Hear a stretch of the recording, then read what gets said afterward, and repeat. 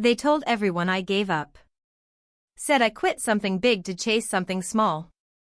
They stopped asking questions. They started telling my story for me. But the truth was never loud. It was just waiting for the right moment to speak.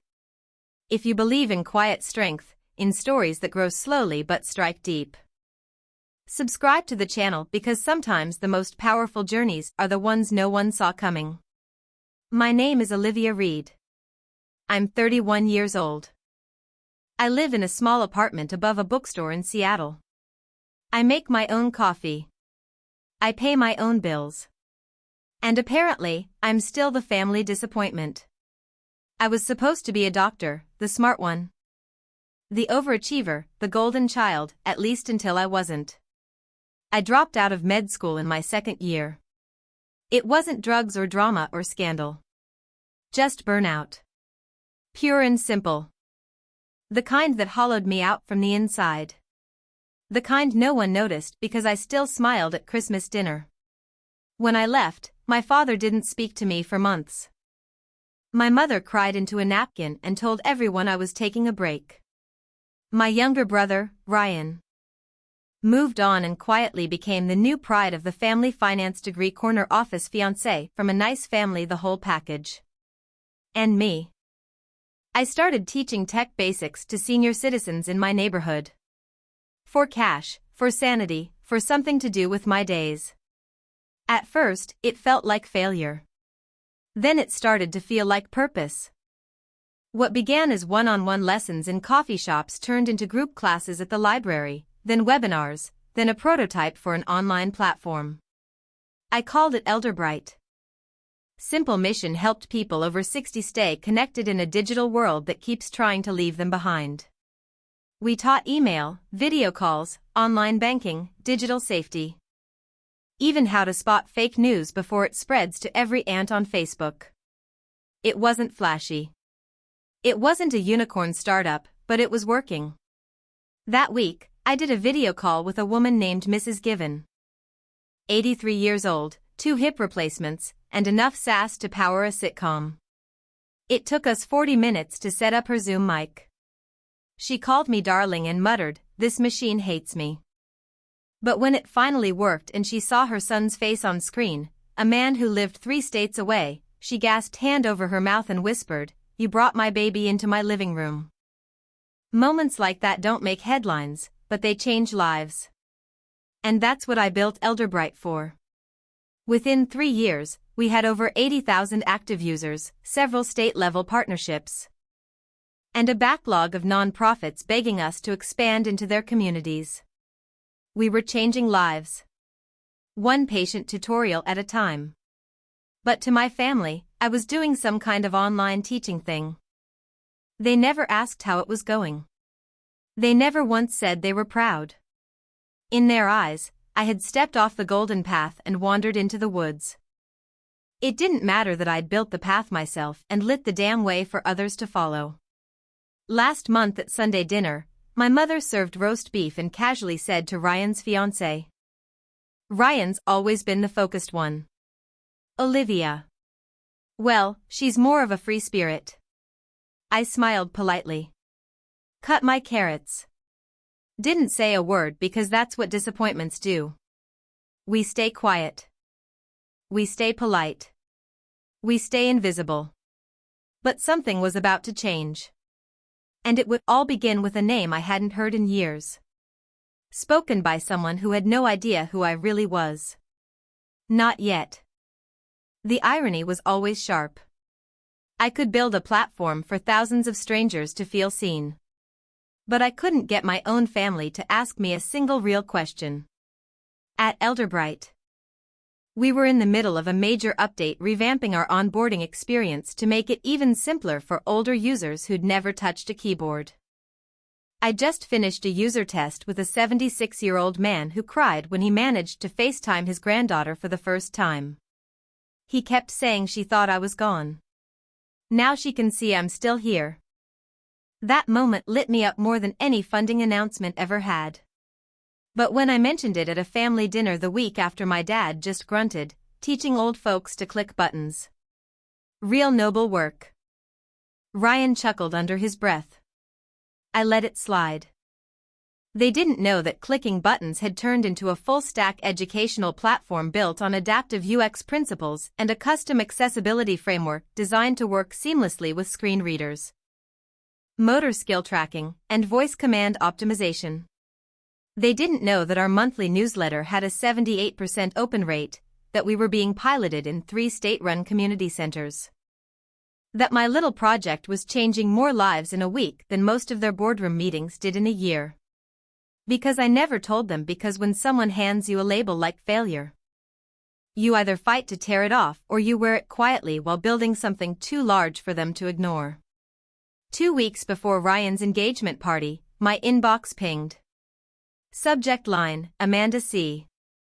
Testimonial submission. Amanda, that was Ryan's fiancée. I clicked. It was a video 90 seconds long submitted through our Stories That Shine campaign where users or their family members could share the impact of Elderbrite. In it, Amanda sat in a softly lit living room holding the hand of a smiling older woman. This is my grandma Margaret, she said. She lost my grandpa last spring, and it was a really lonely time for her. But thanks to Elderbrite, she was able to stay in touch with all of us, video call every week, even learn how to use online grocery apps. It gave her back some confidence and it gave us her. I froze. Amanda didn't know who I was, didn't connect the name. She just knew Elderbrite helped her family. I watched the video twice, then a third time. Her grandmother looked directly into the camera at the end and said, "Thank you, Olivia. You helped me feel human again." That night, my mom called. "Don't forget the engagement dinner is Saturday. We want everything perfect." I wasn't sure if I should come, I said. "Why wouldn't you?" she asked, though the question came out too quickly. "Because I'm not sure I belong." A beat of silence. "Then just don't talk about your website thing too much." "Okay." Amanda's family is very professional, Ivy League types. I nearly laughed. "Got it," I said. "No mention of buttons." She didn't get the sarcasm. I hung up and stared out the window of my apartment, watching Seattle's lights blink in the rain. My mother had no idea that her son's fiancé had thanked me publicly, emotionally, for giving her grandmother a way to feel connected again. And I had no intention of saying a word about it. Not yet, because sometimes it's better to let the truth introduce itself. The week of the engagement party, I didn't touch the RSVP card. I knew they expected me to show up, smile politely, and stay in the corner like a faded photograph still there, but easy to overlook. I told myself I'd go for Amanda. For the grandmother who said I made her feel human again, not for my family. At a cousin's barbecue a week before the party, someone asked me, "So, still doing your little internet thing?" I smiled, nodded, bit my tongue. My mom, standing right there, didn't correct them. Didn't say I had staff or users or grants. She just offered them more potato salad and I stood there holding a paper plate pretending I wasn't shrinking. Never again for them.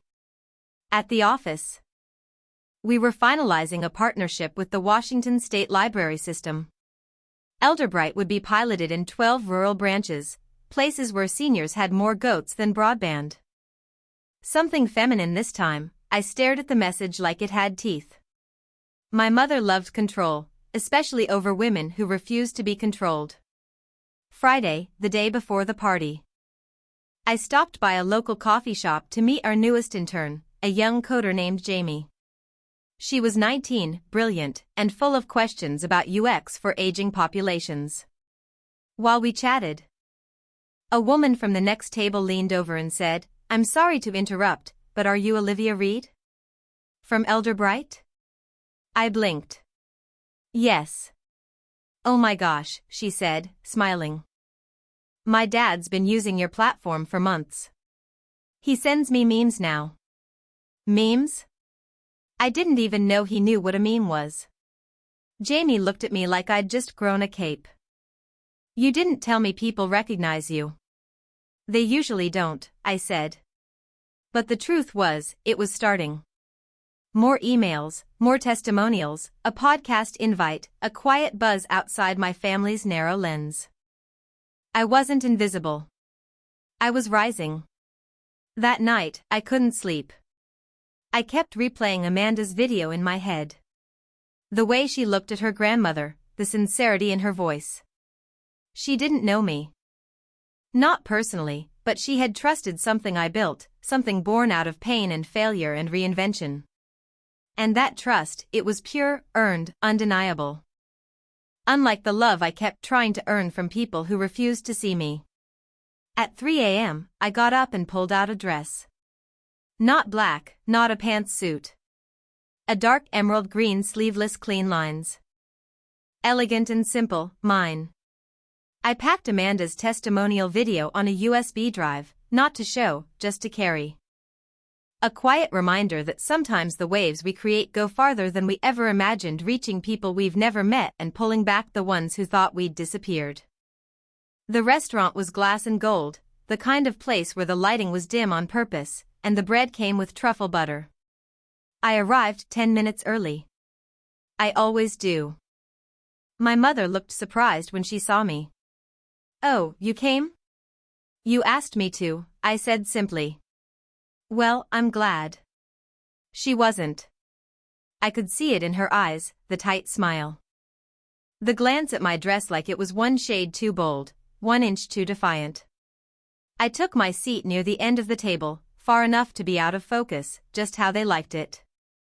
Ryan and Amanda arrived 15 minutes later, beaming radiant. Amanda hugged everyone, including me.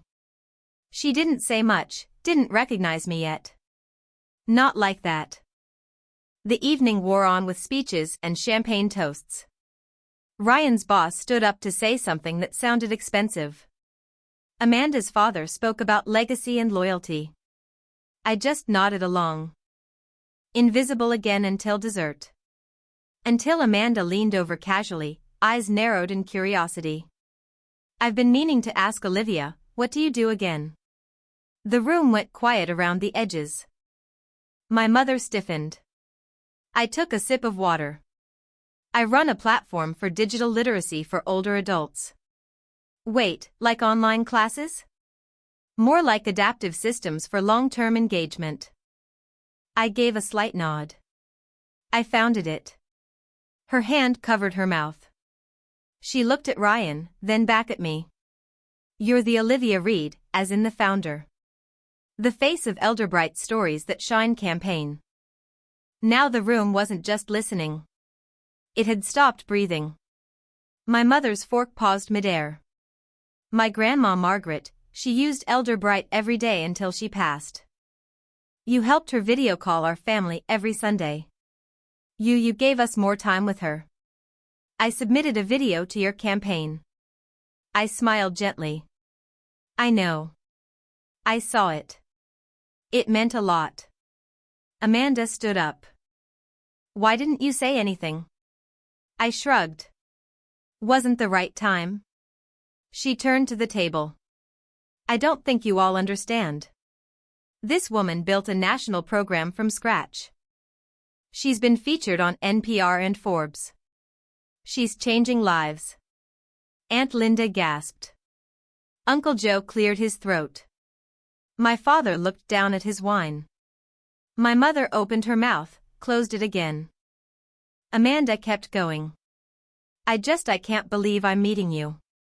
You helped my family. My grandma never called herself smart until she used your site." She sat slowly, still looking stunned. Ryan leaned toward me. I didn't know." "You never asked," I said, voice calm. Silence again, but this time it wasn't cold. It was awe. The rest of the night passed in a strange new light. People began to whisper, not behind my back, but toward me. Toast suddenly included Olivia's impressive work. My mother sat stiff and quiet as if recalibrating the narrative in real time. And for the first time in a very long while, I didn't feel like the footnote. I felt like the headline. Not because I demanded it. Not because I interrupted. But because the truth walked into the room on its own and refused to stay quiet. The next morning, I woke up with a strange quiet in my chest. It wasn't pride. It wasn't revenge. It was something deeper, like the sound of a door finally closing without a slam. My phone buzzed. A message from Ryan. I'm sorry I never asked. Simple. No excuses. No emojis. I stared at it for a while, then turned the screen face down. Later that afternoon, my mom called twice. I didn't answer, not out of spite. I just didn't know what she'd say. And I didn't want to give her the chance to make it smaller than it was. Not this time. That night, I took a walk down to the pier. The air was crisp, laced with salt and pine. And the world felt suspended, like something had cracked open quietly, and the light was still deciding how far to reach. I thought of Amanda's face when she made the connection, not just recognition. But reverence. Not for fame, but for impact, for meaning. And I thought about all the years I spent shrinking. Because I believed their silence meant I wasn't enough. But now I knew better. 2 days later, a letter arrived. Real paper, handwritten from my mother. Dear Olivia, I watched the video Amanda sent me. I cried. Not because I didn't know what you'd built. But because I realized I never bothered to ask. I was so focused on what you walked away from that I never looked at what you were walking toward. You did what no one in this family ever had the courage to do. You failed and kept going. And in doing that, you taught people how to find their voice again, including me. Love, Mom. I read it 3 times. Then I folded it slowly and placed it beside my desk. Not framed, not displayed, just kept because this time I didn't need to hang proof on the wall. I was living it every day. That weekend I gave a keynote at a community tech conference. There were no cameras, no national press, just 60 people in a rec center auditorium, most of them holding notebooks and hope. I told them the truth. I was never supposed to be here. I was supposed to be someone else. But life had other plans, and I stopped arguing with them. When the room stood to applaud, I didn't cry. But I did smile. Not the polite kind. The kind that reaches your spine. The kind that says, I made it and I didn't need permission. 3 months later, Amanda asked me to lunch. Not as Ryan's sister. As Olivia, the founder, the woman who built something from the ashes and dared to call it beautiful. We met at a sunlit cafe in Capitol Hill. She was already seated, smiling. A notebook half opened beside her coffee. I've been thinking, she said. There's a foundation I volunteer with. They fund social impact startups, especially those led by women. I showed them your work. She slid the notebook toward me. Inside, notes, numbers, potential connections. If you're ready to scale, I think we can help. I didn't blink. You don't owe me anything. She shook her head. This isn't about debt. It's about belief. You gave something to my grandmother I never could. I just want to see where else your light can reach. And for once, I let someone believe in me without flinching. That summer, Elderbrite launched its first nationwide campaign. We called it Digital Dignity. Workshops in public libraries. Training hubs in community centers, free programs for veterans and underserved seniors. We hit 250,000 users. I got an email from a 92-year-old in Montana. Your platform helped me apply for a passport online. I'm flying to see my great-granddaughter next month. I've never flown before. Thank you for giving me that first step. I sat with that message for a long time. Not as validation, but as a reminder. Every quiet effort matters. At Ryan and Amanda's wedding, I wore a navy jumpsuit. No one blinked. My mother introduced me to her friends as my daughter, Olivia. She runs a national nonprofit. The label wasn't perfect, but it was a start. Later, she pulled me aside, holding a glass of white wine and emotion. "You always walked your own way," she said. "I used to think that meant you were lost. Now I see you were just walking ahead." We didn't hug, but we stood beside each other longer than we ever had. And that felt like enough. That night I stood under a canopy of fairy lights watching people dance. Ryan walked over, hands in his pockets, a little nervous. "Amanda tells me you've been invited to speak at Google. That true next month? You going to brag about being my sister?" I laughed. "You going to brag about being mine?" He grinned. And just like that, the past loosened its grip. 2 weeks after the wedding, I sent Ryan and Amanda a small package. Inside was a handwritten note and a USB drive. On the drive was a custom-built version of Elderbrite, personalized for the assisted living facility where Amanda's grandmother had spent her final years. Lifetime access, no fees, full tech support. I didn't tell anyone. There was no press release, no credit, just a simple note that said, "Some connections outlive misunderstanding. Thank you for helping mine find her voice." Amanda called me the next morning. She didn't speak right away. Just breathed through the tears and whispered, "You didn't have to." I smiled. "I know. That's why I did." Back home, I printed out a quote, taped it to my fridge. "They'll tell everyone you failed until one day they ask how you did it." No signature, no bitterness, just truth. And beneath it, my reflection in the fridge door, smiling, solid scene. Because this time the light wasn't coming from anyone else. It was mine all along. Where are you watching from today? I'd love to know what part of the world you're in and whether this story stirred something in you.